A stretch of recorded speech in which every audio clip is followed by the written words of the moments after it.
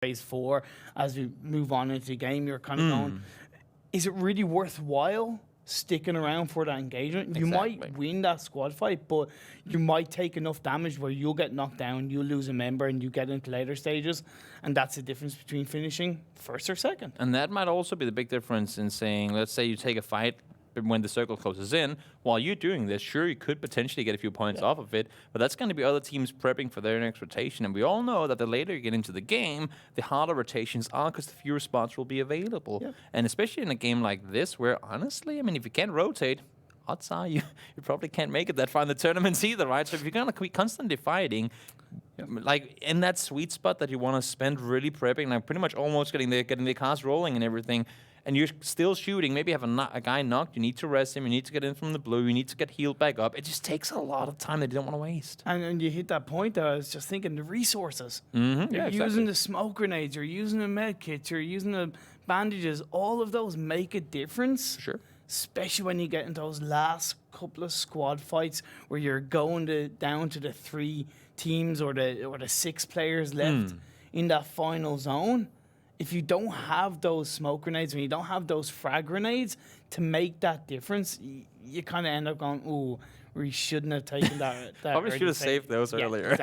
Exactly. But that's part of the learning, right? That's part of for sure. Continuing on into these games and just honing those skills and making sure that when it gets that moment, that decision that's made, it's the right one. And that's something we don't really talk a whole lot about very often, is the whole utility, not only usage, but kind of management in saying, do we really need to throw 7 smokes to make this 10-meter run? I mean, sure, it makes sense because everything will be smoked off, but could we have done it with 3? Potentially. Does that mean we have 4 smokes left for the next circle where we have to cross the airfield? Yes, that would be nice, but all of a sudden you sit out by the plane now, you don't have any smokes left, and you're like, I guess I could have made it with a few less smokes there. I mean, in the heat of the moment, they just go spam, sometimes at least.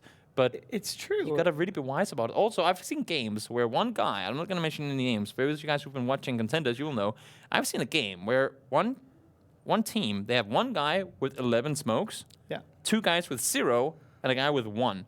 And the guy with the 11 smokes, he was the first one to rotate, which means he left his entire team behind without any smokes. So if you have 11 smokes, guys, share them out, man. Share it around, you know, like share the loot. It can be Christmas at any point in a PUBG game, It sure can. you know, and that's the thing. Managing, you got it right in terms of managing resources. Make sure all teams, all players have the right balance. Of course, if a player has a certain, because roles within a team, you have that frontliner, you have the sniper, so you got to make sure that the loadout, the level of resources complement those play styles, what their responsibilities are. Yeah, makes sense, and it's completely right. I mean, you don't want to give the buggy to the guy scouting and rotating because he might want to have that bike instead, right? And that's a lot of planning going into it. So even though there isn't, like, you know, with other games where you can have the classes, like he's the support and he's the whatever laner and he is the AWPer and he's this and that and this and that, even though we don't have any designated roles per se that you can select in the game, there still are, as you say. I mean, a very, very spread, of course, very dependent on what team you're on, what your strategies are, and how you like to play. But there are certain players that will have certain responsibilities. And as you say, I mean, if you don't give them the utility and resources needed in order to do their task, especially if you have them available, then that could be your downfall. Of course, and synergy just makes such a huge thing. But we're into this game. I just got to point out real quickly that we remade this game, and this is probably the closest I've ever seen 2 playing paths be of a remake. Like, normally when you get a remake, game number 2 is a complete opposite plane, but this is actually pretty much the exact same. So I hope that doesn't mean that we'll get to remake this one too. And hopefully it wasn't because of the plane and people were like, you know what, this plane was bad, let's just have a remake. That's I don't think that would be an argument. But one change we do see here, Besiktas, they tried to go east last game with a pretty similar plane. This time around, they say, you know what, we were fighting Quizzy there, we weren't really getting the loot we wanted. Let's go west instead, because Avangar, who went out early last game, they said, nah, not going to be worth it. We'll go east this time around. So what I love about how this divisive. I don't know if that's the right word. Decisiveness? Decisive or divisive. You know, how kind of flexible these teams can be in terms of changing up where they look to land, where they want to really get the biggest advantage in this game.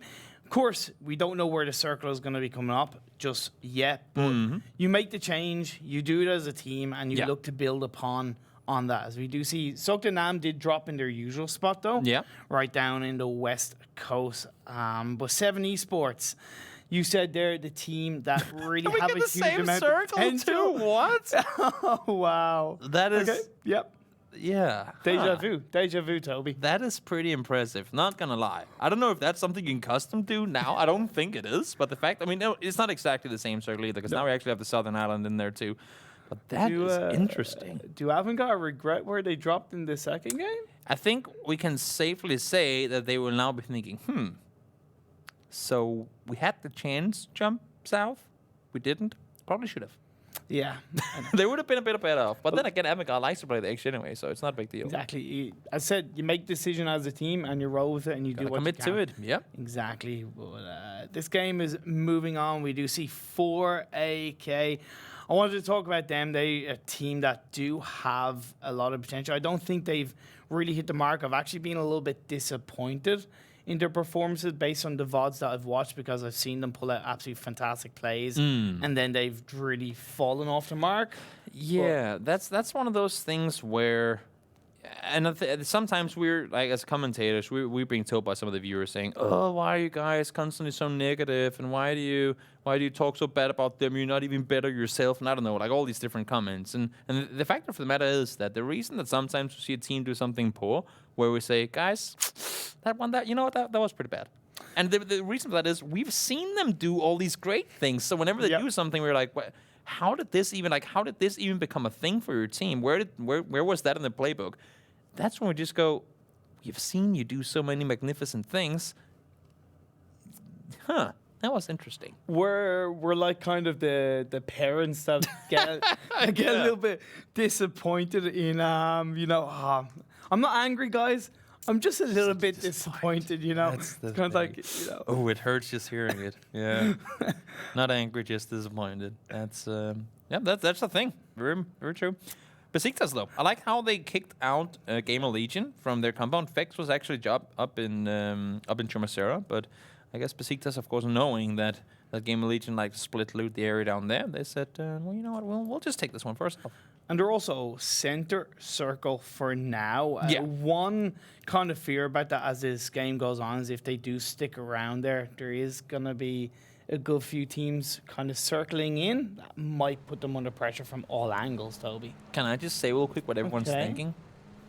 Do we want to see Island Circle South? Yes. I thought, thank you. This is my first. You're now welcome. You're now welcome. You're always welcome to come back now, Okay, thank you. That's what we want. We want the casters to want the worst for the players. Of course, that's not true. But it is always fun when you throw a curveball in there and say, do something different for a change, guys. Make your way over to that island that nobody likes to be on.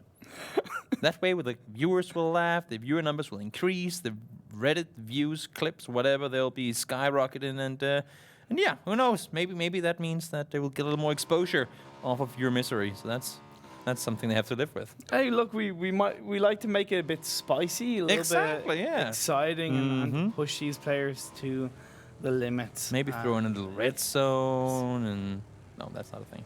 In case you didn't know, Cormac, we don't have red zones here. That's there is in my head.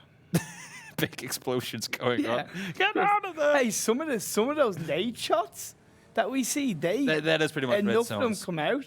They do feel like red zones. That is true. We do see some pretty insane nade usage every now and again, and that indeed feels like.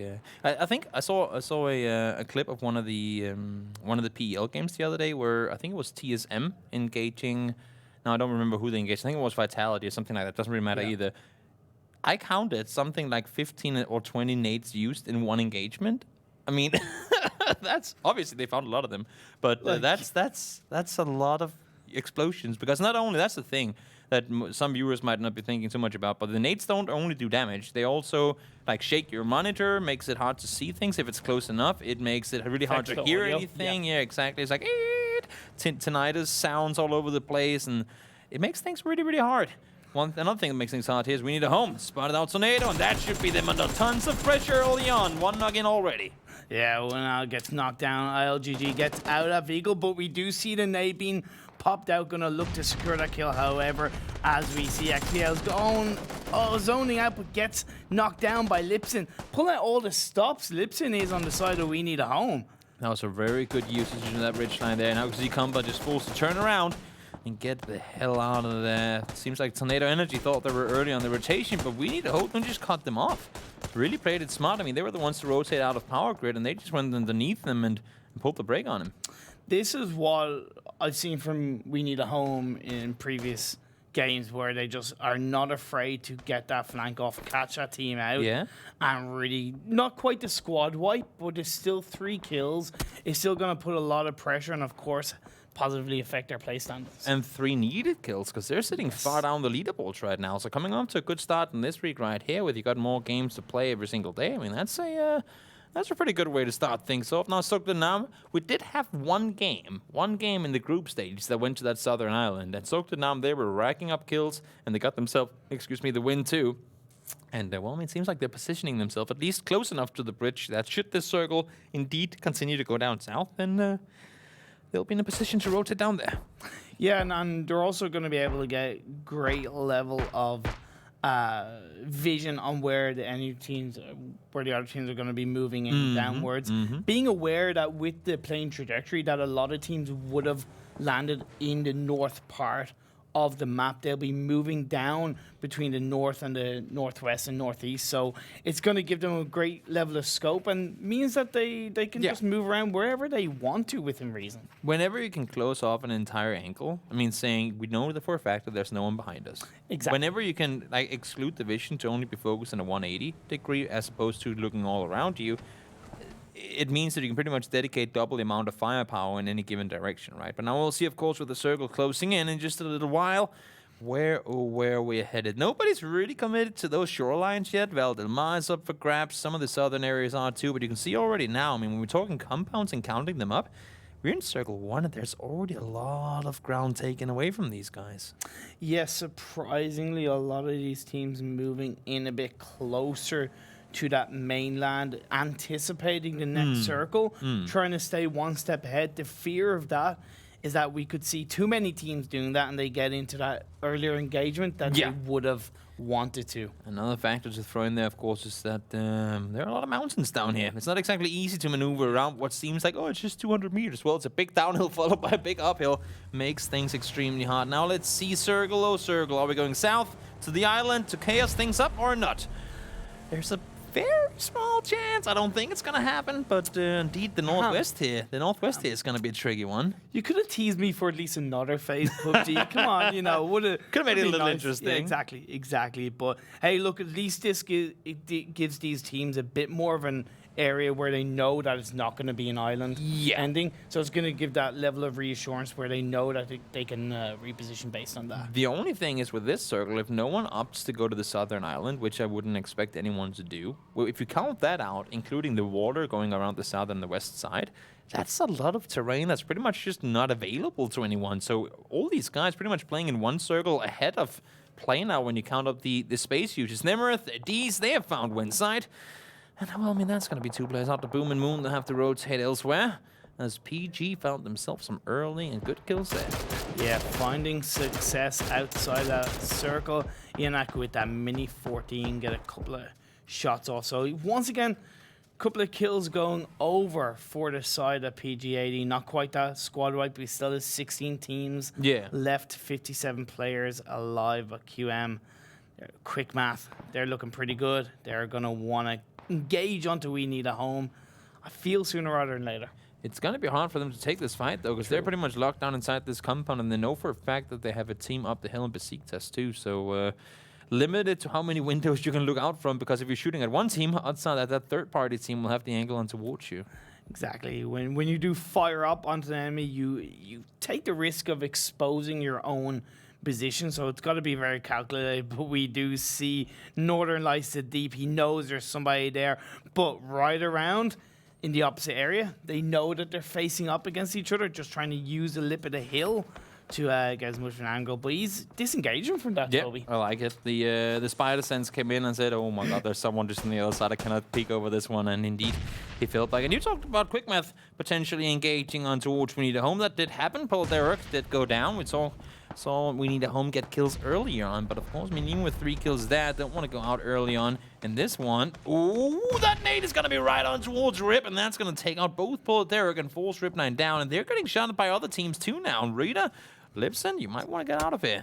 Bada bing, bada boom. Quickmath are in the room. They're looking to shut down We Need a Home as quickly as possible. Rita hiding behind that. Vigo actually, he gets in there. He's going to try and survive, and he will actually get out of there pretty quickly. I'm going to possibly wait for Lipson to get into that vehicle, but of course, the risk is that he could expose himself. But Quickmath taking shots fired from another area, as you pointed out. Right now, the Boom and Moon, they're really helping out We Need a Home and potentially escaping this one. Quickmath, they had all the chances in the world to take out both Lipson and Rita, but with a little help from the other side of the hills, seems to me like We Need a Home indeed will continue to search for one. Taking some damage from 4 angry kids. Nixie looking to get those shots fired as PG-18. They're looking a bit separated, unfortunately. I do fear for Nemereth, who's kind of on his own, had to get out of that vehicle. He knew he was potentially going to get caught out if he did stay in there. However, 4 angry kids are actually moving out in their own way, leaving Ronnie Cray to kind of push PG back. Yeah, he can hold them down. At least should be able to from that position. Now, fortunately for We Need a Home, they get to spawn out the Boom. So with the help that he provided for them, they're saying thank you for the help, but now it's time for you to die. It's like every man for himself. Kind of like, no, we may make friends for a short period of time, but we will turn around and we will take you down if we have that chance. We Need a Home more like we're the backstabbers trying to just abuse all the help coming in their way. Coldamenta, he's had his own little solo camp for a while now. He is, well, not completely isolated. There's a chance of a run down towards his teammates, but I think what happened earlier is maybe he flipped his vehicle. And no one really wanted to commit to picking up, because you can see Kumput, a solo player too, running around with a nade in hand. Somebody looking for a fight here. Hamster, though, seems like he is, and they're completely caught out Besiktas. Yes, Gamerlegion looking to move in, but they do have all angles. He did get taken out with that return fire from Besiktas. That was just an immediate and really, really quickly annihilation coming in there. Kumput, oh my lord, that nade could be on point. Nope, goes in the smoke. That was a bait. And it worked out. Saucera gets to pick off Coldamenta. And Desperados will be united once more. Northern Lights now, they're being pressured by Riddle. Deep is over the top of the hill here. Quizian, okay, bro, is still down on the other side, so they can't really do anything to help right now. But Hanny, bro, by himself, needs to buy him and seem some time here. Yeah, he's looking to peek across the deep, gets those shots off to other members of Riddle Esports. Not quite one he was looking for, but he does get knocked down quite effectively by Hanny. Is that going to be the trigger mark? But we do see perfect 1K. No, it was actually Quizzy that got the return knockdown, the return kill onto Hanny, leaving Riddle Esports down to 3 members, Toby. Yeah, then they have to back off too. Simpson goes down as well. That's really unfortunate. Yord and Clip will be all by themselves. So what actually was a pretty good engagement from them, catching them out 2-2. They never really fully committed to it, and that ended up costing them. What I think, where I think it went a little bit wrong for Riddle was that it was nice for him to kind of zone out that member of Northern Lights, but it feels like the synergy from the rest of the team wasn't there to close in onto Northern Lights. Yeah, they never aggressed on it quickly enough. Exactly. Because they had the gap, they had the little time frame at which they were actually in a potential 4v2 there, but because they never really committed to the aggressive play that they kind of had set themselves up for, it came to bite them. Ooh, that's Moon upside down. That's not what you want to have happen when you're out in the open like this. Are you going to blow yourself up too? Nope. He's going to try and crawl underneath that car and somehow plan on stay alive. I'm not sure that's going to be a factor, though. I think that's a matter of when, rather than if he'll die, it's kind of when he'll die. It's a matter of just trying to use the time that he has to think about his loved ones, the rest of his team. Send a little Snapchat to his family saying, I'm not going to come home for dinner today, guys. Sorry, that's on me. Kumput, headshotted by Fake. That's going to be Tornado Energy out early on as well. They had a rough rotation going into We Need a Home. And, well, I mean, now with the circle shifting out east, that is going to be things interesting here, because it's not going to exclude all the water. And Zoekt Een Naam holding the angle down here. These out. They had absolutely fantastic position. They knew there was a team running in across the road on that vehicles, and they just really exposed every single angle, having the height of the hill on their side and taking down a couple of members of PG-18. I think for them, it was one of those where, eventually somebody will have to push from the south, right? Because there's not enough room for everyone to play the northern side of this circle. So if we just sit around for long enough, people will come to us. And it's all these guys that think, oh, we're going to be the first ones down here. Nope, you're beat to it. And Winside now going out as well. Resu, the one with the damage. Unfortunately, you talk about those smokes. Yeah, that's if that's not overkill, I don't know what is. But either way, good job coming in. We did see 4 angry kids looking to join PG and Zoekt Een Naam. However, Zoekt Een Naam have actually looked to reposition, taking what they could get out of it, and then moving away. I like that clever play coming Exactly. You got to fall back. You got to play it smart. I mean, there's no reason to over-aggress and leave yourself exposed when you have a chance to just back off and still hold the same angle. Just use the cover. Your element of surprise is gone now anyway, so fall back. Play it smart, and if you're Asterin now, play it smart with a billion smokes, because you have a long way to run here. Sure, they're close to the circle, but you can see all the teams around him. That's not going to be easy. Yeah, he has a couple of areas that he can kind of hide behind. He does have to really look to heal himself up, knock down to 4 health, but he's going to be able to survive. He's going to be able to communicate that to the rest of his team. Onuk and Maxazar has the high ground. Global Legion is kind of being distracted in another area, looking to take shots onto Reed, I believe. Yeah. So that could be Avangar's chance to push through. However, Reed is in for a rough run here. Gonna go down as well. Avangar, though, Max is all missing a shot, but don't see him miss too often. Se7en trying to third party, and that's the issue with this area of the map. If you're on a hillside anywhere, you're going to be seen on the guys on the other side. 4AK and Zoekt Een Naam in the meantime engaging on one another.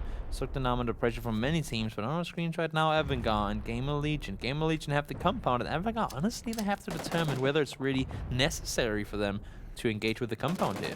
And that's it's one of those times where I think engaging onto it is not really the calculated play to make. You do have not a tag team opposite beside Global Legion. You have Se7en Esports also very close by. Avangar, just pull back. You're not quite in the blue zone. You still have a chance to rotate down south a little bit and just survive later on to the game, because we're down to 12 teams. 39 players alive, Toby. And we talked about no tag just before. They found themselves in a bit of a tough situation down here. Arrows and Give It trying to hold off the Quickmath players. A little help coming in from the north side. Misa being taken out. Oko getting himself another knock inside this one too, and that's going to be all of Quickmath out within seconds. No tag barely even had to do anything there. Yeah, I'm kind of curious as to how that kind of happened so quickly. I do think that Quickmath engaged a little bit too quickly onto not a tag team and exposed their position too early. Yeah, I mean, they were, as you could see, in the complete edge of the blue. And I think had it not run in, then that would have been them dead. And probably should have engaged earlier than what happened. And unfortunately, of course, didn't really work out for them. And not for AK. Avangar, if they haven't been pressured enough already, they're going to take shots from the side. Now Maxisol goes down. That nade is going to go really, really close, but a bit too short. Yeah, a little bit too short. He has to really get into those swinging of the grenades. He's going to have a second chance, but I don't think that's going to quite connect. However, you know, it doesn't always have to connect. What it can do is that can actually just keep Avangar pushed back. For sure. And not allowing them to move forward, giving you a bit of a chance to move around. However, Northwest gets knocked down by Zoekt Een Naam. They're looking to push forward. They're looking to get a couple more kills on the scoreboard for their side, push up on the leaderboard. And that's the issue with this area of the map. It's so damn difficult to have a place anywhere, really, where you can be completely unseen, unless if your opponent's inside of a building. Tug is by himself now. Aspirin and Noctive both gone down. We saw Maxisar down just before, and now Give It trying to push on forward down towards the compound. Potentially that can give Tug a little bit of breathing room. Might even be able to get back up a Noctive. You can see him trying to read the angle here. Runs down the hill. And that's going to be him left by himself. Has a chance to take out Ronnie, and the kill comes into. There's a reason why Talk was picked up for Avangar from Swamp. He can make these differences. He can make those plays and essentially be somewhat of a one-man army in these skirmishes. A great play coming out. However, not attacking, looking to push on to Global Legion. He gets knocked out. That's it. That is, I believe, Global Legion taken out of the count. Yeah, Gamerlegion couldn't really do a whole lot more to stay alive there. They were having, I mean, they thought they had the compound and all was good fun, but all of a sudden teams started pushing in from multiple angles, and that just became too much for them to handle. Exactly that, and that's the fear of getting a good compound, is that other teams might kind of go, okay, this is a good compound. However, Northern Lights looking to carry on, looking to increase their lead in the overall standings, looking to rose down onto Riddle Esports and take them down left, right, and center. That is Riddle Esports taken out. Yeah, Riddle goes out, Avangar goes out, and all of a sudden we're finding ourselves with just 6 teams remaining. We're only 20 minutes into the game here. That's absolutely insane. And somehow, somehow, Northern Lights with 4 guys alive still in it. Washout goes down. That's going to be their team out too, I believe. Yes, that's going to be Moonwolf eliminated too. This is just an extremely tough one. And once again, Zoekt Een Naam find themselves in the center. They're going to be sitting well in it. And, well, I mean, we talked about them. You wanted to see them do better. Here's their chance. It is indeed Desperado. They have the north side all to themselves. Not really being put under pressure. They have also the high ground of those mountain lips that they'll be able to tuck behind, because we see Northern Lights, they're rotating closer to Zoekt Een Naam as our not a tag team. The thing for both No Tag and also Se7en Esports is that they have to cross this road. Yeah. And, well, I mean, if I'm Zoekt Een Naam or Desperado for that sake, I'm going to do everything that's in my power to make sure that they don't cross that road, because that's going to be you forced to fight on 2 ankles. And we already see that Zoekt Een Naam has an idea that not a tag team are there, because they're actually trading shots. So if you're the side of not a tag team where time is ticking, it's going to start zoning out. As right now, you got to take the chance. Maybe those over smoke grenades that we talk about, that could be the prime moment to get them across the road. See Talsera here. He's feeling the pressure from Northern Lights. They have yet to lose a player, but I believe Coltamento went down earlier, so right now it's a 4v3 in favor of the Northern Lights team. Currently sitting, of course, in first place. Talsera spotted out, not down yet. Okay, bro, stop shooting. I believe it was one of those. Oh, I think he died there, but should have kept spraying for a little while longer. Talsera that one though. It's gonna take you down. Fake gets one in return though, so one gone down on either side, but this should allow, and it does allow, for Se7en Esports to push on over. We do see looking to revive that member of Desperado. I don't think that's a wise choice, because you're a little bit out in the open. There is that fear that Towser and Fetch is going to get shut down, because all by himself being looking to get exposed by Se7en Esports is Desperado. Desperados, they're completely pinned in between 2 teams now, and that's going to be the downfall of them too. But Factix get the finishing shot onto one. Actually get down one of the players in 7 as well. Edelweiss gone down. That's a good knock coming in there. And once again, Northern Lights, I mean, I don't know what they're eating for breakfast these days, but they sure are living up to everyone's hopes and expectations right now. Not only are they sitting in first place, but they're continuing to grind it out. 4 guys alive still, and they already got 7 kills on their team. And Zoekt Een Naam now pushing around the side here. Yeah, I like how Zoekt Een Naam have repositioned themselves so effectively once they knew they zoned out. They have 9 kills on their side. So, yeah, impressive play coming out from Zoekt Een Naam. And they're looking to increase it, potentially, because they have Se7en Esports close to them, as well as, of course, Perfect 1KS. I think this is the first time in a very long time I've seen an end game where you have 3 teams with 4 guys alive. Yeah. That is a very, very rare sight in competitive play. Now, Zoekt Een Naam, they're going to be inside the circle here once again. And Northern Lights, sure, they're coming in from the north, but if they randomly time it perfect with Se7en Esports, that could be Zoekt Een Naam in all kinds of trouble, because you can see how they're spreading down south. They do not want to fight on 2 fronts, and if you're 7 now, you got to plan your, you really got to time it right. You really got to time it right. As you do see, Paz3 gets that first knockdown. Is this going to be the moment where Zoekt Een Naam pushes in onto Northern Lights? It's the first knockdown. It's essentially a 4v3 situation. They're holding the high ground, holding lips of the hills, looking to use those grenades to reposition. However, smoke grenades being thrown out. Ival trying try and get the shots up. He's getting return fired by Northern Lights. They're not going down without a damn fight, Toby. They're trying to fall back down, and as you can see in the meantime of things, Se7en, they're just doing everything to position themselves for that final fight. They don't care who wins this fight right now. If they can just hold it out, keep 4 guys alive, they'll take the leftovers. They don't need those 4 kills on taking that wipe on one of the teams. They'll just sit out, chill out, and then they'll fight for that first place spot instead.